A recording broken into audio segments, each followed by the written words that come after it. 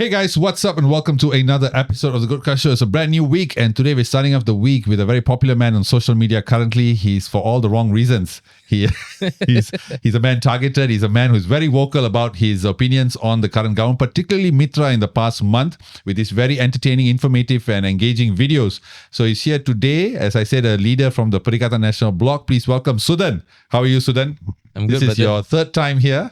Every time you sort of you come back to the podcast, you are a bigger profile than before. So I'm evolving. Thanks to you. Thanks to you. You are really helping me out as well. Oh, that's your videos, man. I love it. The recent one where I forgot what's that actor that you imitated. Pushparaj? Pushparaj. I found that very, very fun and all that. So how's life? How's things, man? Good. Thank you. I'm currently busy with trying to get MITRA out for the people. Okay. And you recently posted a very, I guess, eye-opening video where you met with Dato Sri Hamzah and the Perikatan Nasional leaders. You went with your own delegation and you presented about MITRA. So can you just share what happened in that meeting and what was discussed? So I'll give you a backstory. Initially, we were trying to get the Indian MPs to speak about the MITRA issue for nearly a month. Okay. And I didn't believe it. None came up. So what I did was I arranged a meeting with the oppositions to see whether they will pick up the MITRA issues. And I was very surprised because they actually gave a lot of weightage to what we want to speak about. So they called us to Parliament. We brought a delegation with us, compromising NGOs, compromising policymakers, activists, and all of that. We had a meeting with Dato Sri Hamzah during actual Parliament sitting, right? And he brought in his people as well. They're talking about senior ex-ministers and also people who are currently taking care of the bureaus specific to MITRA. We had a very good discussion. What was supposed to be a 1 hour discussion turned out to be a 3 hour discussion. They told us a lot of things that is happening in the background about MITRA, especially as a parliamentarian. And they promised us they're going to talk about it. I was thinking it's going to take some time. But the next day itself, they formed a press conference, right? Call up all the senior ministers from Perikatan Nasional, including people from PAS. And they asked, where is MITRA money for the B40 Indians? I was so astounded because this is something new that was never done before, right? I don't think so. You have ever seen that before? No, not opposition Malay leaders standing and talking about MITRA. Right? Definitely not. Yeah. And even before any Indian YB spoke up about MITRA. So I think that was a great success. Why do you think the Indian MPs on the side of Madani are quiet? I think that they have a lot of things to lose. Their seat, their power. I don't know what else they have to lose as well. But their silence is embarrassing and deafening. I think it's not just me who was speaking about MITRA today. There's a lot of activists. There's a lot of TikTokers. There's a lot of people out in the grounds who are speaking about MITRA. The fact that many of them are acting mute and deaf to these MITRA issues shows that they are not concerned about what's happening in the community. But do you think it's fair for you to criticize them for being silent? I mean, we all know that you are growing in your popularity, in your importance in Malaysian politics. And I'm definitely certain in the next few years, we'll see you as a member of parliament. If not an Adon, definitely a member of parliament. But when you become a member of parliament, you would also be sort of silenced by the code of conduct, code of ethics, where you have to be silent. You cannot be vocal against your own government. So do you think you will be able to be as vocal as you are now when you are in government? I think when it comes to a community, you should be the first one to stand up. And it doesn't matter, right? You are there for a reason. You are an MP, of course, but you're also... You know Kawal Devam, right? The story of Kawal Devam, you are supposed to be a defender of the people. So our Indian MP is supposed to be that as well, the defenders of the people. When something goes terribly wrong in the committee, everybody look up to you to speak up. You are supposed to speak up then, not go and say nandri to PM for giving you 100 ringgit.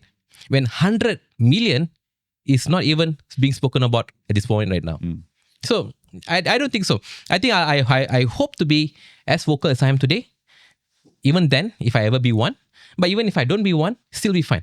Recently, of course, we've seen that the Prime Minister has reduced the petrol prices by 6 cents, the 100 ringgit, we have an extra holiday and all that. So what are your thoughts about his handouts to the people? I think last I spoke to you, right, they always give us gula-gula when they cannot really give us the real food, right? So that is that, right? They can't give us what they promised us, which is 100 million. And they're giving us 100 ringgit. Is that fair? I don't think so. What can you do with this 100 ringgit, Vinod? I don't think so. I spent 100 ringgit just coming here today, right? That's gone. But our entire community who are promised transformation, that is lost. Our schools still rotting down. What's happening to our B40 people in rural areas? They don't have a way to improve their livelihood. Can we do something about this? That's what MITRA was supposed to be all about. And today, we are entering August in a couple of days. The money is still not out. There is still no programs done for 2025, and there is nobody from the government bloc speaking or daring to speak about this. If the issue is the fact that the money has not been approved by the Prime Minister's office, and why is it not approved, Vinod? Exactly. That's a question we have to ask. But why is your anger or your frustration towards Indian MPs when it should be targeted to the Prime Minister? Because at the end of the day, it's his call. No matter how vocal the Indian MPs are, the magic pen is with the Prime Minister. Are they vocal? Tell me an instance where in the last couple of months they all came together, met the Yang Amat Berhormat Perdana Menteri and spoke about the Indian agenda. When was the last time? Did you see any news? No. We didn't see any coverage. They didn't actually do their job. That's the real fact. They are also constricted by the Code of Ethics. What Code of Ethics are we talking about? What Code of Ethics were you talking about when the Indian community are being taken care by themselves? No, that's fair. I mean, any issue, even if you look at the recent press conference, not recent, but a few months ago, I think Rafizi came out publicly and said now that he's not a minister, he's not limited by this Code of Ethics where he has to keep quiet. So these MPs may be, because they are within a system, they have to keep quiet. They cannot say anything. And a system that, like I said, you would probably have to abide by. No. So you're saying it's okay to be silent because they are sitting on a seat right now. Is that what you're saying? I'm not saying it's okay to be silent, but I'm saying that they are silent because they have to be. They are forced to be. And also because of the system. The problem is not them. The problem is the system. The system doesn't allow for you to stand up and be vocal. We take, for example, when Rafizi did that press conference with six PKR MPs. People were calling for them to be, court-martialed basically, to be removed. So there is a system that systematically puts down anyone who stands up against the government. So the incentive would be that people would want to protect their own position. This is normal. Even you would probably have to be. I'm taking the time to listen to your argument, but I think this is rubbish. First of all, did this ever happen before this? Throughout maybe in Samiwilu's time, wasn't he vocal back then to speak about Indian issues? He spoke every Wednesday on Indian issues. Am I right? Our Indian MPs today are silenced because they say they always fall back on two things. They always say, no, this is a multiracial bloc, so we are not going to be the only one speaking about Indian issues. But I don't see anyone from Madani speaking about the Indian issues at all. Right? The next thing they will say, look, it's going to come anyway, so don't worry. This is already August. What's happening? My argument here is very simple.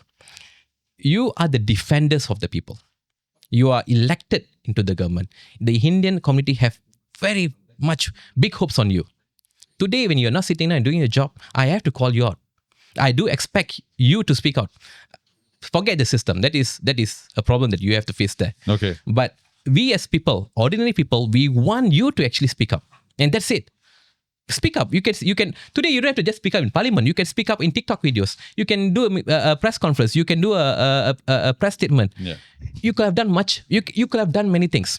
I see. What do you call? What's his name? Dato Sri Salah speaking about this, didn't he? I saw him. He's quite vocal nowadays, attacking the government. He can do it. Why not this Madani guy sitting in DAP and PKR? They are all parliamentarians, all of them equally, right? I believe it is possible. It is just that they don't want to. Why they don't want to? You have to ask them. They are responsible to answer. Of course, this also goes directly to PM. Why isn't he actually approving the funds that is targeted and meant for Indians? But along the way, we have these mandors along in the system that are not speaking up. who are not making a noise, who are not defending the people. And I'm going to call them out, every single one of them. In fact, I'm doing that every single day. I've called out. Yeah, but isn't that a double-edged sword on your side? Because yes, you are calling out the Indian MPs for not speaking up, and I think we can agree that they are not speaking up. I think we just disagree on why they're not speaking up. Okay. I think they are forced to not, and I also believe that there are things happening behind the curtain that they may be privy to. That is also a terrible argument here. Why do government MPs have to work in silence? It's not they have to, but I'm saying that the problem, my point is this, the problem is not them. The problem is the system. Okay. If we had a system where an Indian MP or any MP can voice out their grievances against the ruling government without any consequence. Okay, so they're afraid of. So you're saying they're afraid of consequences, like losing their seat, of course, losing their GLC power, losing salary. Is that the why? I mean, I don't know about the GLC power, but that is. So you're saying they are being timid, isn't it? And that is actually my point. No, that is, but I'm saying that maybe the attack should not be on them, it should be on the system. The system must be changed. That means, for instance, if say that in the future, if PN comes into government, then there should be a declaration by the heads of the coalition to say that, look, we are a complete democracy here. If our MPs have an issue and raise, there will not be any consequence. We are doing away with this sort of hidden arrangement that we have, whereby certain MPs cannot speak up against their own government. That should be the focus. I think that's a Madani thing, and it was never a BN thing before this. No, I think it should be a BN right? This is a Madani issue. BN never had an issue like that before. Right? PN never had an issue like that before as well.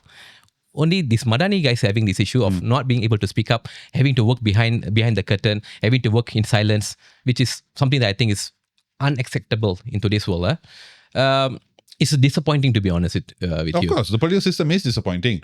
But again, on that, like what I was talking just now, of it being a double-edged sword, you are criticizing the Indian MPs for being silent.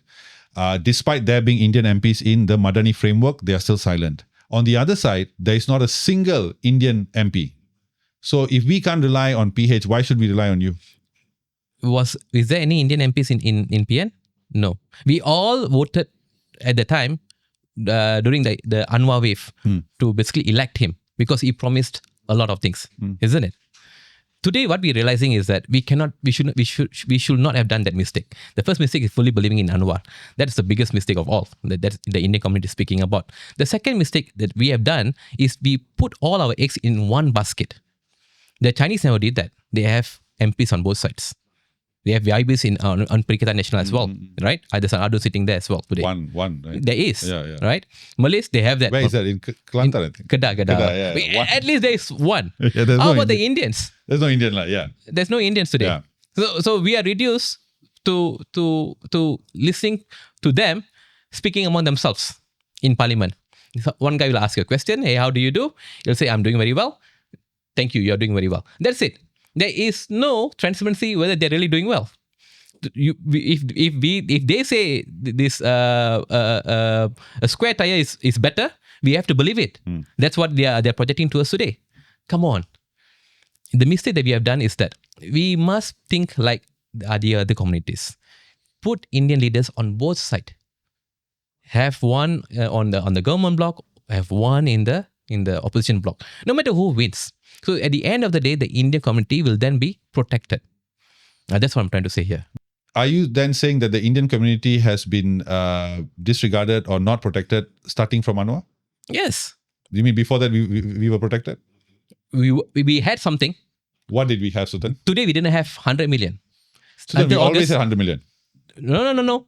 Approved and distributed. Today it is approved. Is it distributed? So then you and I know that that's not correct. Is it distributed, my friend? So then, I'm sorry. You cannot... We know things. It wasn't... to say it is distributed is just being whitewashing. You just say, it's distributed. But was it distributed correctly? Let's be fair. Did everybody distribute money properly? No, I'm talking about MITRA now. Only MITRA. Yeah. Okay, MITRA. So, everybody had issues, right? We do know, come on, behind time they had issues. They are kicked out. PN time, they are also kicked out right now. Today it is what is called? Page time, right? They are saying it's there. But it's not distributed yet at all. Of course, yeah. Right? That's what I'm trying to say here. Now, the work of auditing this thing falls under the audit general, right? They can tell whether this is doing well or not. And in fact, I think there is cases in they are currently auditing about MITRA. Yeah. right? So we don't know that not all is well, whichever government comes in.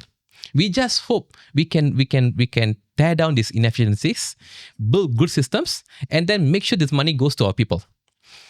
At least money did flow in one way or another prior to this. What I'm trying to say is no money flow Does at it all flow to today. the people, do you think? Does it flow to the people, to the right sources? In the past? In the past. There is a lot.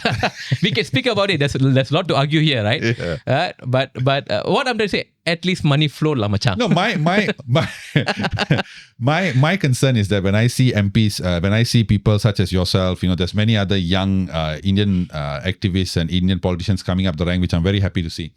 But what I see is that there is always a call to fight Anwar or to oppose Anwar or bring down the government under the pretext that Indians are being marginalized. Okay? Okay. But I never do that. No, but as yes, you to be fair, you didn't. You were just attacking MITRA. You did not take part in the Throne Anwar thing at all. I don't see a need to. Yeah. I do believe that we should let them Govern. But my thing is, are you all defending the Indians just on behalf of Perikatan, or are you defending the Indians for the sake of Indians? Because if you are defending Indians for the sake of Perikatan, then you're no different than any other Indian politician that's come along. I'm very, very specific. When it comes to my personal profile, I'm only speaking about my Indian community. I have other pages. You know that. I have my own podcast. I have my own shows. I do other things. Though in those places, maybe I'm more pro-PN. But when it comes to my own personal page for my Indian community, I'm only speaking about the welfare, the benefits for my community. So in this sense, I'm only speaking about what I, or as a citizen, should be doing or should be asking for my community. So MITRA's money didn't come out. Who does it impact? It impacts kindergarten owners who for the last 8 months... No, but those have been approved. Tadika and dialysis have been approved. Approved?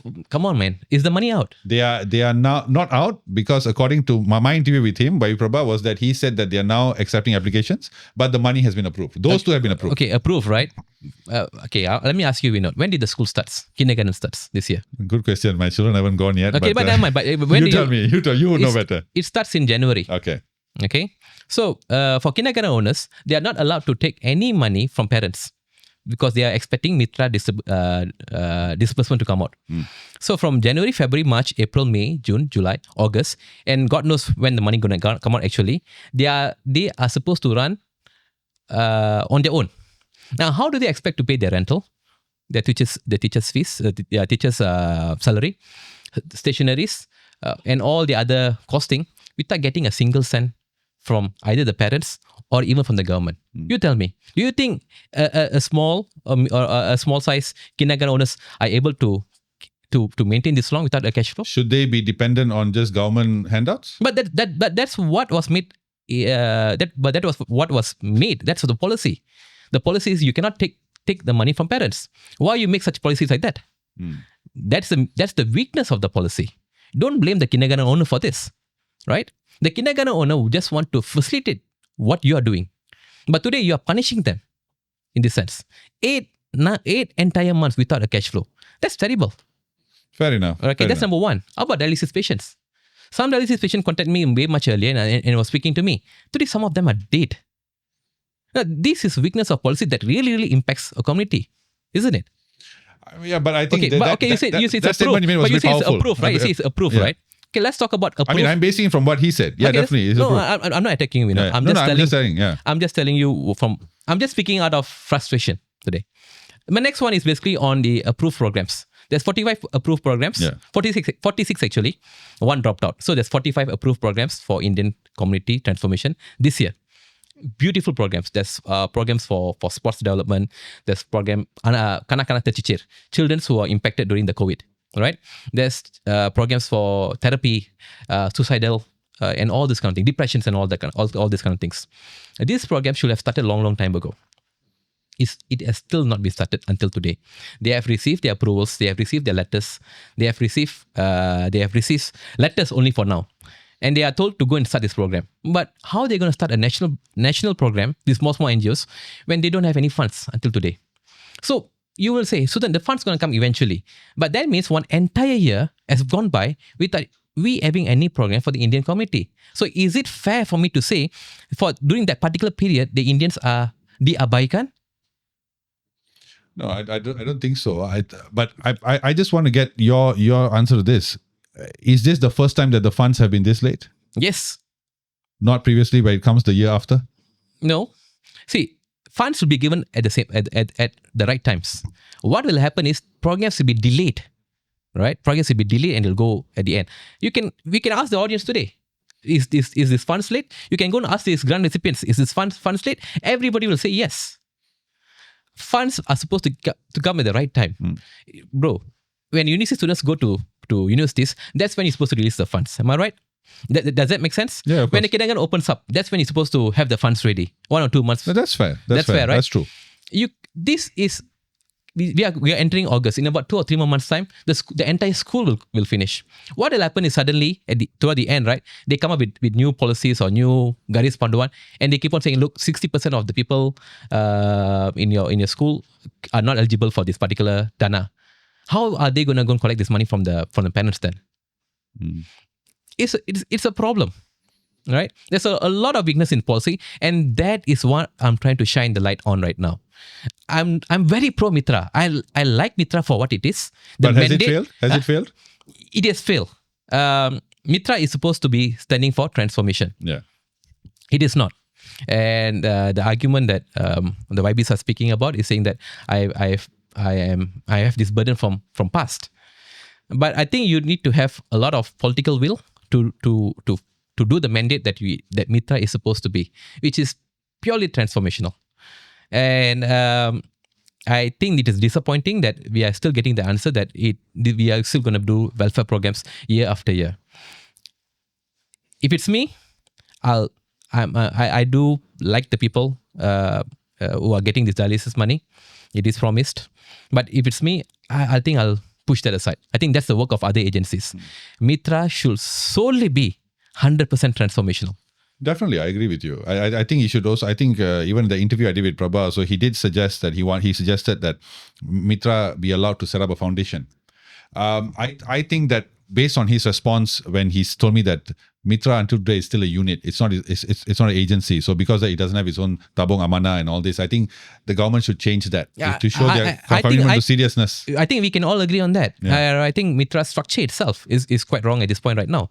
MITRA used to be under a full kementerian. Today it's not. It's a unit, right? It's a unit which is pretty much toothless. Toothless, yeah. Pretty much toothless. Tabung amanah, yeah. The head itself, they are pretty much toothless as well. They cannot really ask and do things at this point right now.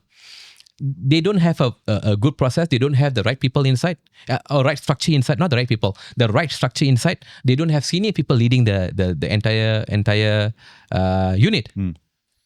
All this needs to be changed. Should MITRA then not be led by a politician? Yeah, why not? It can be be led by a proper corporate person, a person who has experience with NGOs, with the on the ground experience. Bro, that's what we all want. But let's be realistic.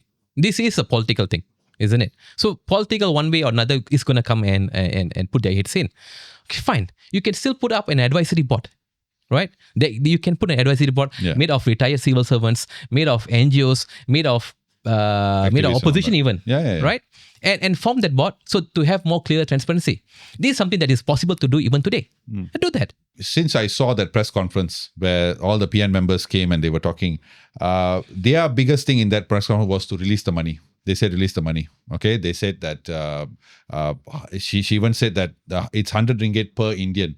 Why can't you release it? I don't think it's 100. I think it's about 50. I think it's about 2 million of us. I think anyway. Okay. Yeah. Just that number. Yeah. Even worse lah. 50, yeah.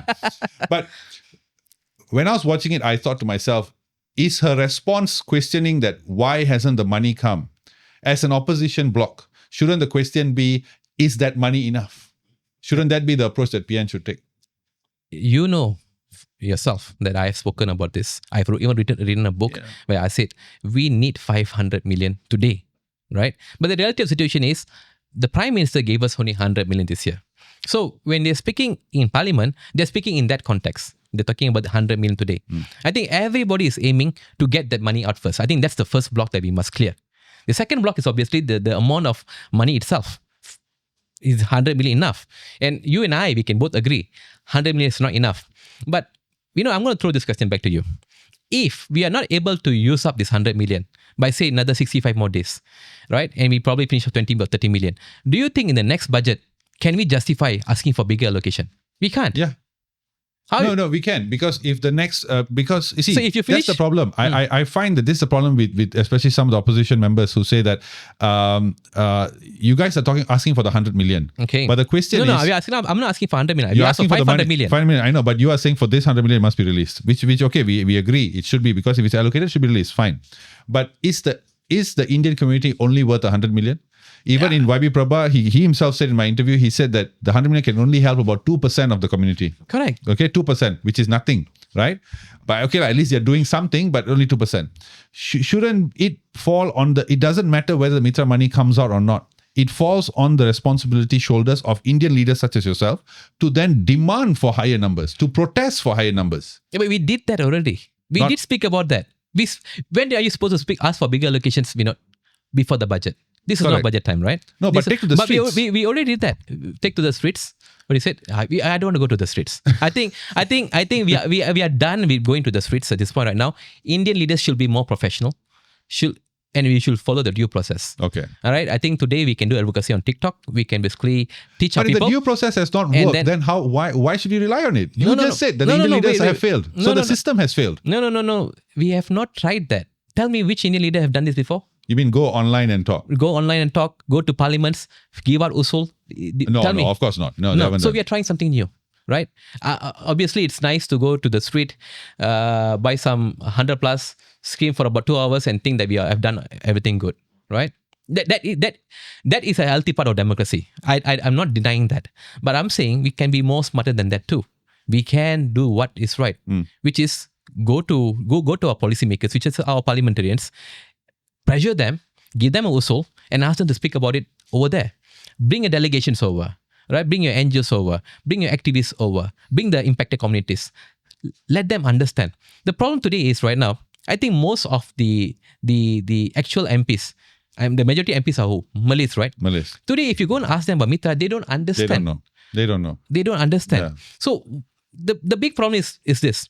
We all know there's issue in the Indian community, but all this while we have been speaking in probably Tamil. Yes, that's the biggest mistake. Okay, and that conversation only revolves and circles in our own community. Correct. We need to bring this conversation outside to the Malay community, to our Malay leaders. So that's what I'm trying to do. I'm trying to speak in Malay because I want them to also listen. I'm also trying to go and meet the Malay leaders as well, because I think they ought to be taught what are the problems and what are the solutions that they need to speak about. But that's an interesting point, because if you are saying that you now, as we are so close to the next elections, as we are now in the RMK season. I thought elections another 2 more years away. Well, I've heard different lah. The time frame changes. Okay. But but of course, even 2 years in politics is a very short time, right? Okay, agree. Right. But if you are saying that you now have to go and educate the Malay leaders in your bloc about the significance of MITRA and all that, then they don't sound like that capable of a bloc to represent Indians as well, because apparently before you, they didn't know what the problems were. At least I'm speaking and telling them what is happening in the government bloc. They don't even dare and have a meeting with their leaders. No, that's fine. Right. We know the fault. How do you know their bloc? They are well educated on the Indian issues. Well, they speak about it, but do they execute it, bro? It's always about execution. Speaking is fun. Speaking is nice. You can draw some nice figures on the whiteboard and say, no, this is all good. But that's not the case. It's only proper execution when the money is properly distributed for our community. Can we agree on that? No, I disagree with that, because you are talking about distribution of money again. No. I'm talking about a good policymaker. His work is not just simply speak; is to make sure the things are happening all the way to the ground. Yes. Okay. But that's what I'm trying to say here. I disagree that I think it is not fair, because there have been cases before, allegations made against MITRA that dispute the fact that the money has even reached the people. Are you actually saying the only MITRA is the only problematic agency in entire Malaysia? No. There's nothing happening in Jakau, in Jabatan Orang Asli or Jakim or Mara. There is that. There is there, right? I mean, I'm sure there is, right? There is. There is, but Okay. but two wrongs don't make a right. Okay. Just because something is common No, doesn't no, make it right. I'm not saying but that. I'm saying that if we are looking at these sort of things, right? You are saying that you are asking me that whether or not do the Indian leaders on the Madani side, are they able to? Do they know the problem? And then you talk about execution, right? No, I'm asking, are they able to speak to their leaders? But then get them. they are not. We know that. We know that, right? We know that. I'm doing it here. No, you're doing it. No, I agree with that, Suthan. I'm not denying that. But what I'm saying is, but at the end of the day, this is Malaysia. Okay. The Malays have the political right.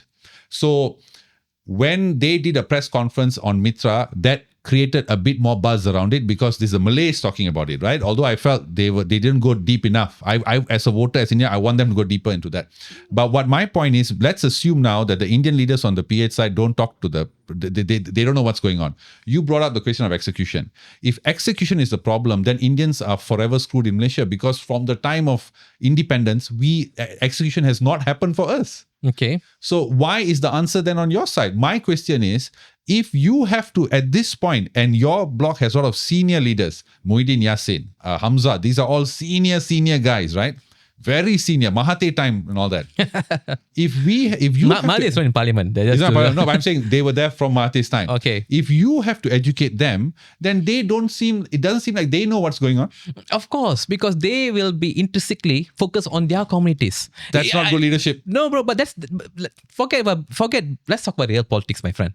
Right? The real politics is that today, every communities have their leaders, and that leader, because of his own upbringing or where he is, his circle, he is going to be more focused on his circle. That's the case. People can say anything they want about Madani, and they can say we are multiracial and whatnot. But you continue to see the same thing happening there as well. All the leaders currently in parliament or in opposition are cut from the same cloth. Correct. Okay, all right? Yeah. All right, all cut from the same cloth. As you said, there's senior leaders here. There's a lot of senior leaders over there as well. Not as much as you all lah. Ada kan?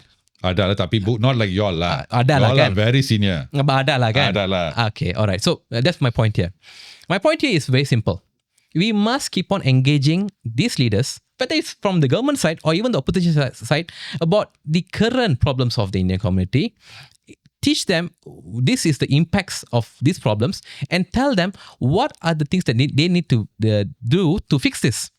We need to have the support of our Malay leaders as well, Chinese leaders as well. When we have that consensus, then we can move forward. That is what I'm trying to do here.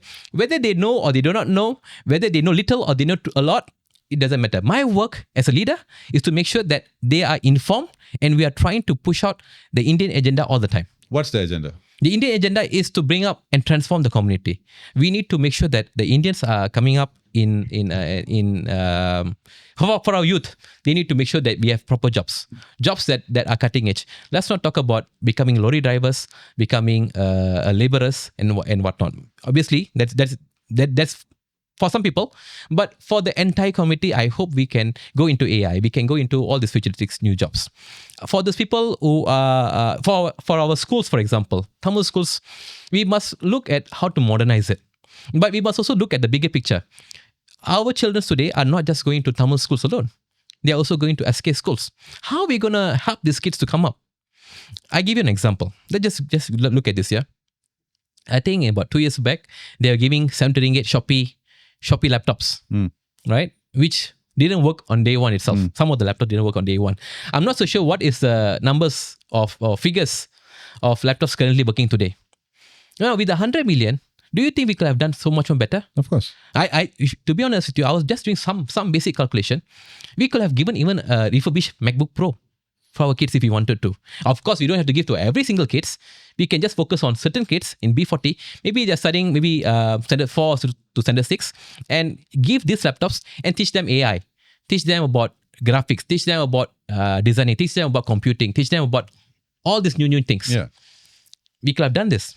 We could have done more things, for example, online tuitions, right? Most of our kids, again, they don't really follow through with extra tuition classes like how the other communities are going for. Yeah. We could probably help them up. bring this kind of new things. This is what I believe MITRA should be transforming. Another thing that I was thinking is, it's also good, is how come we are not thinking about bringing our Indian company to the global platforms? Like, for example, the Chinese have done that very well with engaging Business China, and all that, yeah. right? How come we have not done that with India? Being that India is being one of the front runner to being one of the biggest economy powerhouse in the world. We could have done that. We could do so much more with them. So whose fault is that? I think not having the right leaders, the right policies, and a longer roadmap for all of us. But we have business chambers, we have these associations. Isn't the fault then not a government level, but it's these people? I've met business chambers. People from business chambers, and I always believe, again, we are always working in the small circle. No, but they have contacts with other chambers as well. Yeah, but it's very informal. Can government facilitate this? Maybe give a matching grant. People from this chamber, the Indian chamber, work with Malay chambers to tap into the bigger market. Can we do something like this? Time and time again, you see the same industries, the same players arriving in the chamber. Yeah. Right. I think we should expand that. You keep on looking at serving a 2.6 million community only, when there is actually 30 million in Malaysia alone. If you look at Southeast Asia, there's billions. If you look at India, we go much more bigger. We should think big. Of course, I agree with you 100%. Right, and that is the work of our leaders who goes to parliament, who become the government. That they have to come up with this roadmap, and they must have this kind of roadmap before they even enter parliament. You don't go to parliament and say, now we are going to think about. But that's plans. What your side is saying, Suthan. No, we're not. We're not. Your side is going to the consensus building. We can again have this conversation again, right? Where I can tell you what's going to be the roadmap. I'm telling you, we can have a roadmap. No, but your side is saying that they are going to go with a consensus-style development plan, meaning that the people will tell. They themselves don't have a roadmap. So who... No. The point here I'm saying is that... What? Can you repeat that again? A consensus-style nation-building plan, right? We saw, in fact, the only... to be fair to PN, this is one of PN's plus points, is that they are the only side that has a component Indian party in the thing. Okay, MIC is there. MIC is part of BN. BN is part of MADANI. So where's MIC sitting right now? MIC. Okay, anyway, we have the conversation later. No, but when MIPP launched Reset 2027, again, it was a consensus style. Okay. So it's happening before they are even government, isn't it? It is, but we don't even know what's it about. Come on. The next election is easily 2 years away. There's enough ample time for us to brainstorm and think. That's the work of opposition. They are not in government yet. But you should ask these questions. You should ask this question to those in government today. What are you 10 MPs doing today? Do you guys have a plan? Do you guys have a roadmap? Do you guys know what you're doing? Have you asked this question to them? No, I've not. But I'll tell you this. MIC have submitted a plan to RMK 13. They have. Okay, but since you're asking me today, let me just finish. Since you're asking me today, I can tell you we are having this discussion. Okay, you're talking about RMK 13. About MIC, right? But if I'm mistaken, every single one of them cannot even reach a consensus on what is going to be the Indian agenda. No, it already is. Prabha had a different plan. I think Suthan Mookaiah has a different plan. MIC had a different plan. Do they actually sit down together and work it out? No, I don't think so. Everybody has a separate plan, isn't it? No, that's true. But everybody says they have a separate plan. Let's be fair to that. Okay. Because the only ones who did a press con who really showed the plan up front was MIC. Let's give them credit where it's due. MIC submitted a plan to RMK 13. Perikatan have not. How can you do that, brother? You are supposed to be in government today. Were you even called for the meeting? You can't be called because this is a plan that is formulated by those people in power.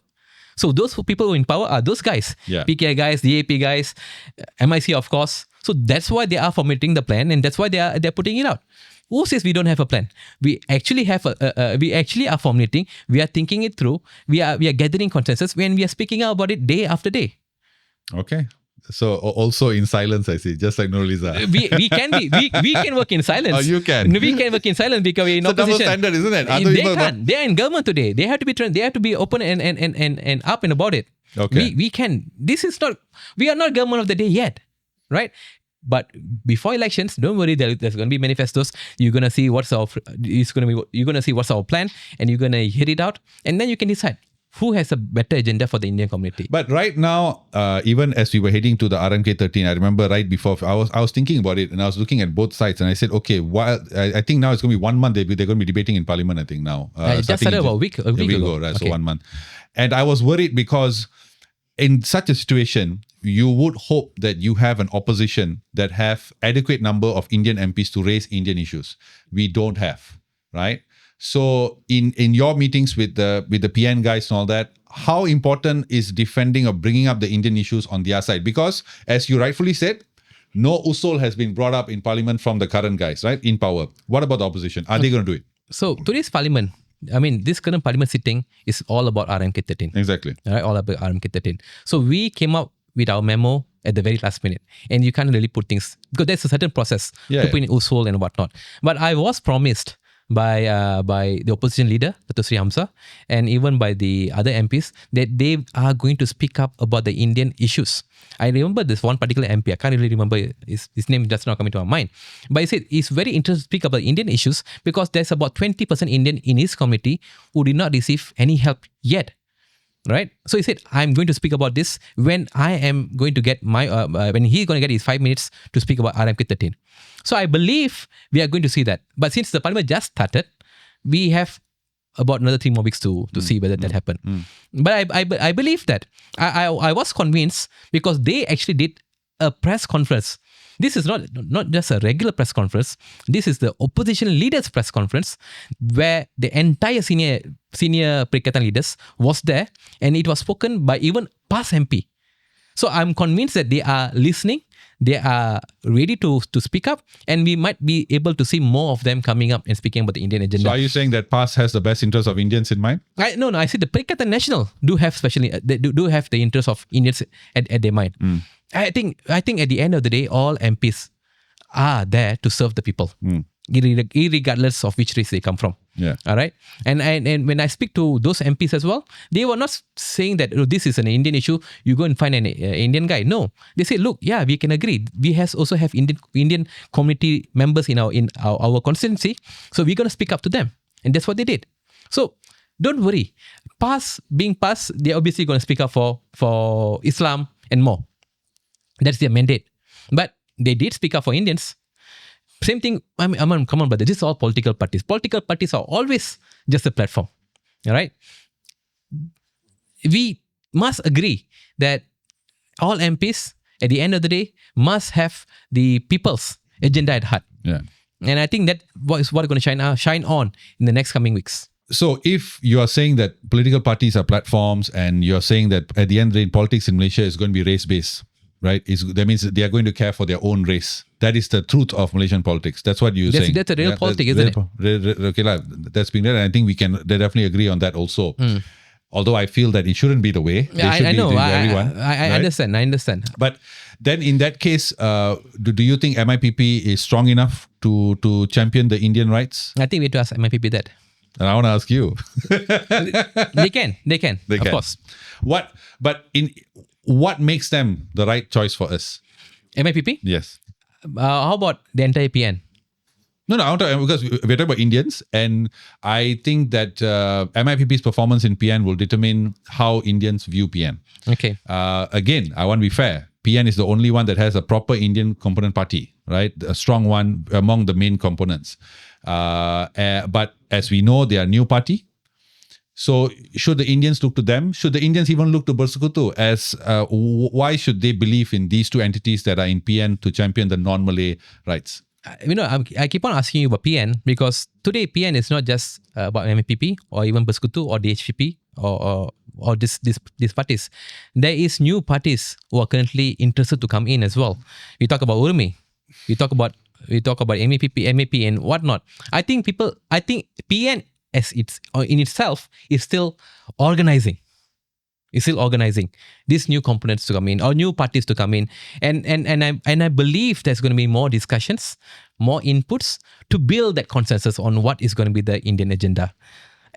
At the right time, I believe all of this is going to come out to us having a proper plan or a roadmap for Indians as a community for the next election. So not just MIPP or Bersekutu or DHCP or Gerakan for itself. We are probably going to see more bigger parties, more bigger plans, more better leaders who's going to come up and get these ideas together. So when you say better leaders, are you saying that the current crop are not good enough? No, it's good. I'm just saying that we're going to get more senior leaders as well. We're probably going to get more professionals as well. Give it time. We still have 2 more years to go. So that means, I think you are referring to that infamous picture that came out of, Muhyiddin standing with 11 party leaders and all that. So can we expect them to be part of PN soon? Is that in the works? It looks like that. I'm just like you. I'm just the fly on the wall looking at pictures. No, you're not, Suthan. You may try to pretend to be, but you're not. But that's an interesting thing because I interviewed Arul right after that. Mm-hmm. And I was very concerned because, again, I look at it as you have parties like MAP, you have parties like, I think also PPP were there, and all these parties. Urme was there. Urme was there and all that. These are still new parties, right? Okay, forget PPP for a while. These are still new parties, entities and all that. My concern is that why is it that PN feels that they have to take pictures? Are those the only party that you're seeing? What do you mean? I know one party that wasn't there. A very important one that wasn't there. I do not know. I'm just saying. No, but what I mean is that should the Indian people believe that PN represents their interests just because their leaders take pictures with Indians, their leaders do press conference? The proof is in the pudding. What is the pudding here? Okay. What have you guys done for us? We can't do much because sitting as an opposition, they don't even get funds for You were in government for a while? When? During COVID time? Didn't you get anything during COVID time? Wasn't MITRA funds out and given? Distributed. You can go and see the report. The money was distributed to the people. I mean, whether they distribute to the right people, that obviously is a question, but is the money distributed? I'll say yes. So I'll say, hey, look, at least that passed a check mark there for me. Okay. Today, that didn't pass a check mark yet. I still believe there is still possibility for the money to come out. Okay. At one point. It's not I'm all against the government. I'm just trying to pressure them to get this money out so that we don't lose out the entire 100 million allocation. Right? Okay. So that is that. Today, the work of an opposition is to do check and balance and then to pressure the government in the right way, in the right format so that they do the job. I think that's what we are currently doing, and we are doing it well and good. I give you an example again. MITRA used to be just a byline during a national budget. We only speak about MITRA when a budget is being announced. Correct. And it's always but today, for the last entire 1 month, it has been a national issue. All right? Indian YBs are sweating about this. Ministers are speaking about this. I think I managed to pressure enough and shine the spotlight on MITRA so much that the entire community is picking up, engaging, taking note, and having awareness about what is MITRA. I think we are doing a good job there. And that is the job of an opposition for today. Come election time, we will have enough programs and policies and well thought out ideas on what we want to have for the Indian community. Then the Rakyat can decide who they want to support. So that is where I am today. I don't want to just go by, whether we have something or the other way of doing. We can't. We are just going to play our role well, and we're going to play our role perfectly. Let's look at a more constructive angle here. Okay. RMK is being discussed now. As you said, you are here as a pressure group, right? You are here as a person to put pressure on the government. You also said that, you want to give them room to govern, which I respect. I think that's a fantastic attitude to have as an opposition.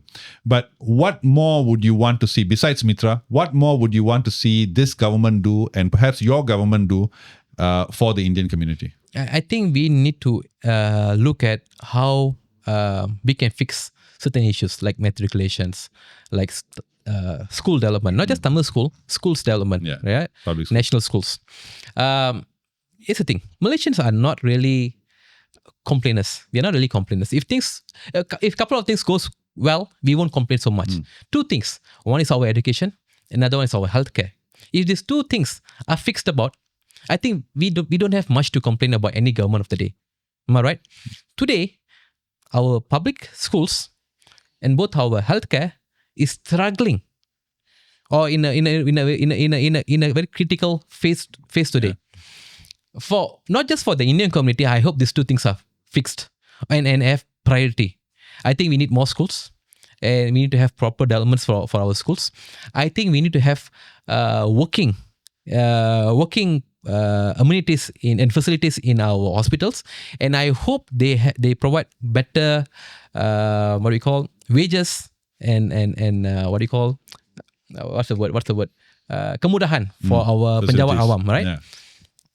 Fix these two things. Beyond that, then relook at. I understand you want to be multiracial, but also be race focused.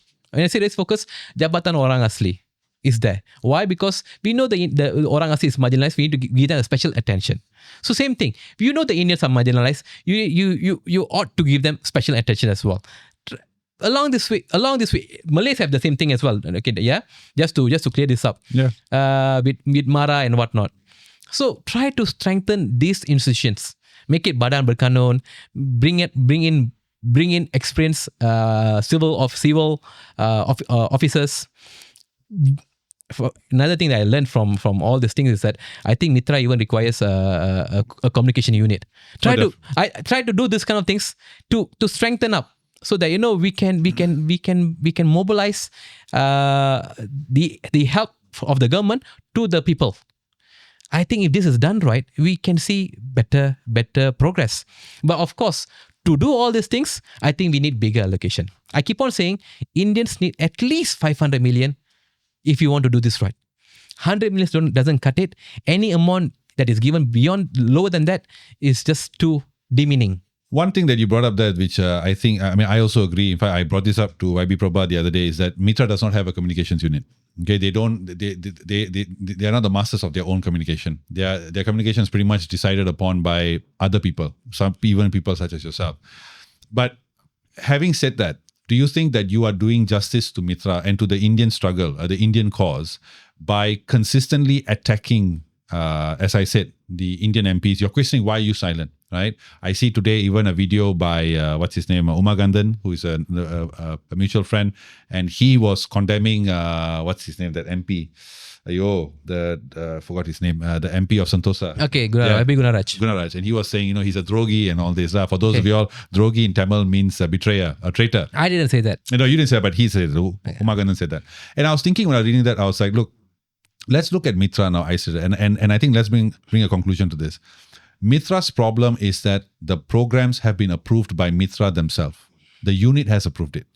The problem here is that the Prime Minister's office has not approved it, right? Number two, MITRA is only a unit, which means that it is not serious enough. Like you said, it's toothless. It doesn't have its own tabung amanah, so it always has to rely on MOF. MITRA, for example, till today is still pressured to carry out welfare programs because there's no other alternative out there that can carry these welfare programs. I agree with YB Prabha. YB Prabha said it very well. He said, look, he also doesn't agree that dialysis is part of transformation. But there is a people factor, emotional factor, political factor to take consideration. You can't just remove that subsidy now, right? It's done. I agree with that. So shouldn't your focus be, and all you opposition guys saying, look, if you as a Prime Minister, whether you're Anwar, whether you're Muhyiddin, whoever you are, if you all are serious, make MITRA an agency on its own, give it its own tabung, audit it heavily, punish those who may use it wrongly, but make sure that it all its programs will be transformative and all that. Shouldn't that be your championing slogan, as opposed to where is the YB hilang? Kylie, which has become an infamous thing, as well as blaming Prabha? You're asking the wrong person the wrong questions. See, I'm sitting in opposition. I'm a regular rakyat, just like you. We don't have power. You're not regular. Okay, your voice carries a lot of weight. No, we're still regular. We're still regular. Yeah. Okay, let's just put it. We don't have power. But today, those people are in power and they are giving excuses, and you are now reasoning with them. Do you get what I mean? See, that guy is the MP. he is the chairman of that particular You unit. are the check and balance. Yeah? You are the check and balance. I'm check and balance. Yeah. So I'm doing my job, isn't it? I'm speaking about it. One But day, hold on. One day when you become MP, I'm sure you'll make mistakes, right? Everyone makes mistakes. Correct. Then we hope the opposition is a check and balance. So, like I said, I have given up. Wait. So I'm looking to you. So wait, what you're saying right now? You want me to give you an answer for today? What's happening today? Or you're asking me what we're going to do later on? No, what I'm saying is, my question is... If you're going to speak about today, I can tell you what they need to do right now. No, but what I'm asking is, what are you going to do? Because I agree with you. The MPs have been silent. And I've said early in this conversation that they are confined by a code of ethics. Okay. So they cannot simply talk, right? Okay. So my issue is not with them. It's the system. The system doesn't allow them freedom of speech. It's like the whole, if Malaysia did not have the whole Whistleblower Act, you cannot whistleblow. Okay. Right? We have these acts to protect people to stand up for freedom and for the truth. My question is, shouldn't your focus be on making MITRA an agency, truly taking these leaders to task and saying, if you guys are serious about Indians, show it in your actions. Stop giving us 100 million all rubbish. Make us an agency first. Beautiful. Give us a tabung amanah Beautiful, first. Vinod. If you go and look at my memo, that's what I exactly spoke about. You can go and check the entire, press conference that was spoken by YB Alima. That's what she said. Those people who came, those activists, those NGOs, the first thing that they asked for was badan berkanun for MITRA. So we did that. Now, coming back to your second input, you are asking why are we attacking the YBs and whatnot? Personally, I have not attacked any single YB. You can go and check out my video for the last 30 days. I call Captain Ramanan. Indirectly you. Captain Ramanan, right? I call Sarasa Akka. Right? I call Nurul Izzah, what do I call Nurul Izzah? Jayalalitha. Those, I'm complimenting. Okay? But anyway, coming to the second point, right? What I'm trying to do here is I'm trying to shine the light on MITRA. Now, as they say, if sunlight will when the sunlight, you kill diseases. Yes. You're right? You kill diseases. So that's what I'm trying to do myself. When we shine the light, then and people start to speak about it, then I believe that we will start to see where things are going wrong, where there's cancer, where there's cancer, where things need to be fixed up. And I hope by us doing these pressures, then those people in power, those YB that are giving excuses today, those YBs will try to figure out a way to fix these issues. Again, I got nothing personal with these people. I just hope that they take this healthy criticism from us and fix these issues. The whole idea here today is we want a stronger and a much more improved MITRA for all of us. Okay. Right? And that is that. I don't have any issues. I mean, I cannot speak for anybody else who's speaking or calling people out.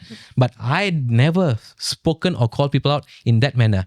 I have been very, very strong in my criticism on the policies itself, but not on the people. I do have spoken out many, many times over the last 30 days on things that we need to do for MITRA. In fact, when I gave my memo, the first thing that we asked for, we need a badan berkanun. We need a bigger allocation. We need processes. We need people. For example, right now, in the entire structure of MITRA, it is run by PTD officers, but others senior PTD officers. We need at least a Jusasi senior officer who are doing our policies, because I think our policies are weak. Very. Right? Weak. Very. So we need senior policy makers to come in and fix these policies so that these policies will then become garis panduan when these funds are being distributed. So if you fix this first, then you fix the other things. Grassroots programs. MITRA is not everywhere today, right? Yeah. Fix that up as well. So try to have officers in the system, in the structure itself, who are assigned to different locations across Malaysia. Then the other issue is we don't have the input about MITRA is not going out. Have a com unit there as well. This is what needs to be fixed. This is what I'm trying to tell them through my videos. It can be funny sometimes. It can be a little bit sarcastic sometimes. But beyond all that, if you cut off all that fluff, you'll see that there's meat. No, I agree with you. Right? I agree with you. That's why I come to you, because you are the voice. That is where they need to go and take a look from. Don't just look at me as somebody just criticizing you. I'm not criticizing you. You are just sitting in the seat. I'm just criticizing the person or the policy maker who's sitting on the seat. But you and I, we don't have a problem. Yeah.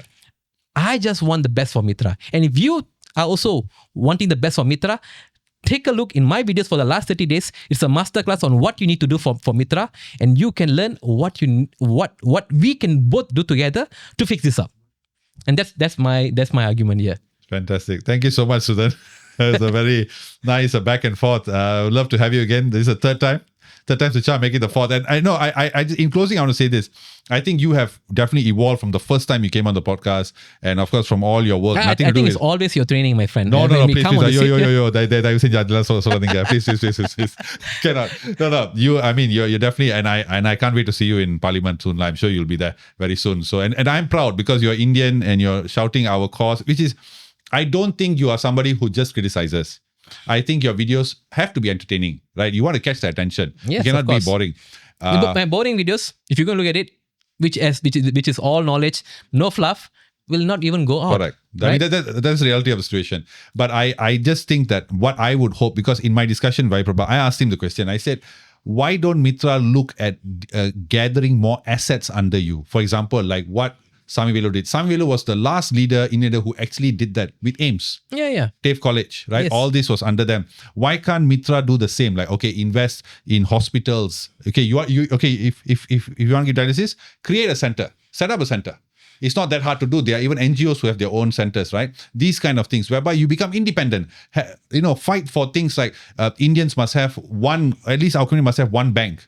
Chinese have public bank. They have Maybank and all that. We have no bank. I think we had a banking license once, right? MIC had, right? Yes. So we need to fight for things like this that then make us, okay, we have assets, we are economic powers. That's what I would like to see the next phase. Right? But I agree with you. Just like how every Malay leaders, PM leaders, right? They'll have their landmark programs, right? Like every single one. It's always buildings, KLCC, blah, blah, whatnot, everything. Our Indian leaders should think the same way. Need to have landmark programs for the Indian community. Yeah. Today, I don't see that. They all thinking about giving a dialysis, giving hampers, giving Laptops. things that is Coca laptops, 70 ringgit laptops, right? Terrible. You had 100 million and all you could do was give 70 ringgit laptop. Okay, anyway, or give high interest loan. That cannot be your landmark programs for Indians, right? That should not be the case. Hey, look, we could do much more.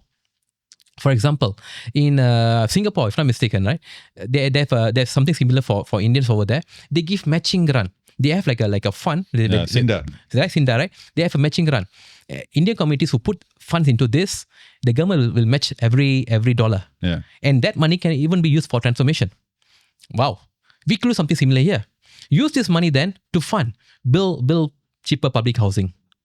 We used to have that corporate CNESA.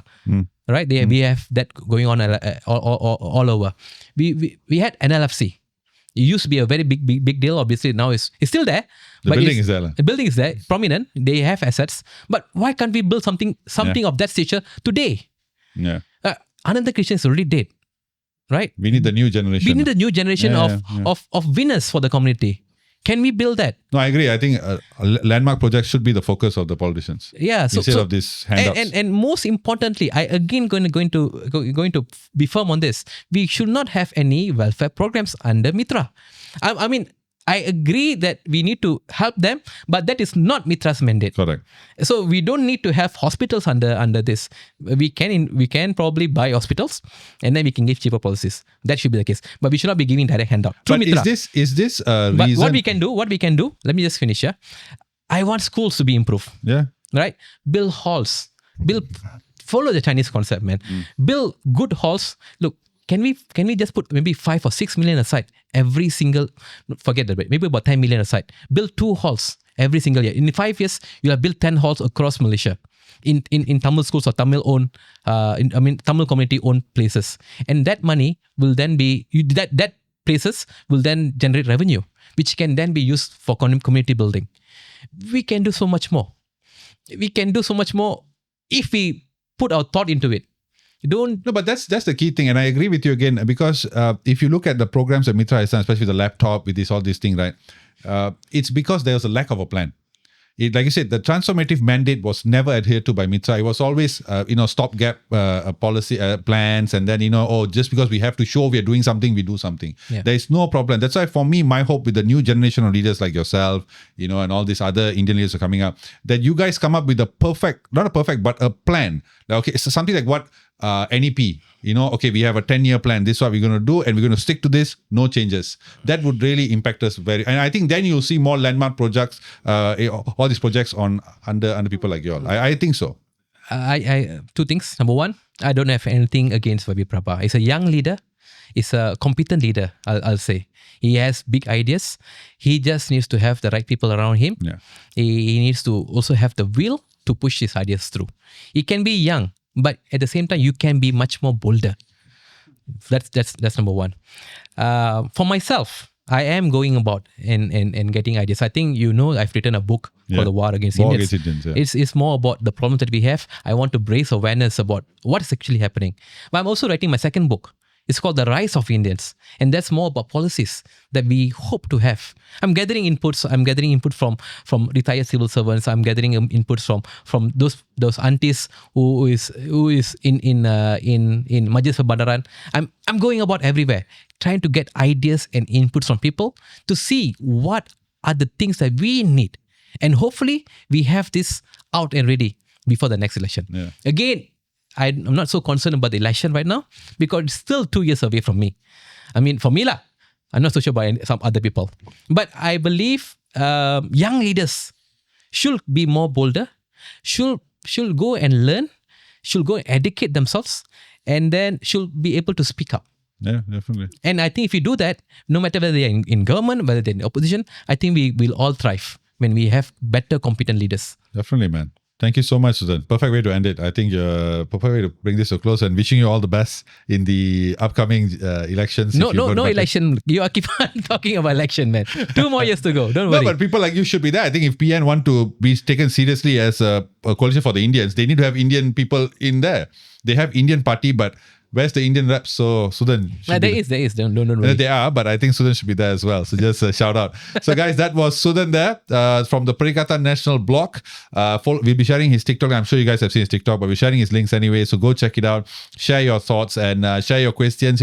Share his clips and get his message out. I think he's one of the loudest voices among the Indian political leaders and a voice that, again, champions for what is right and what he believes in. And that's all we can ask for. And I truly support him as a friend as well. And wish him nothing but the best. So guys, that was Suthan. Next up, we have also a member from PKR, Mr. YB Hassan Karim, coming on the podcast. We'll see you all soon. Take care. Bye.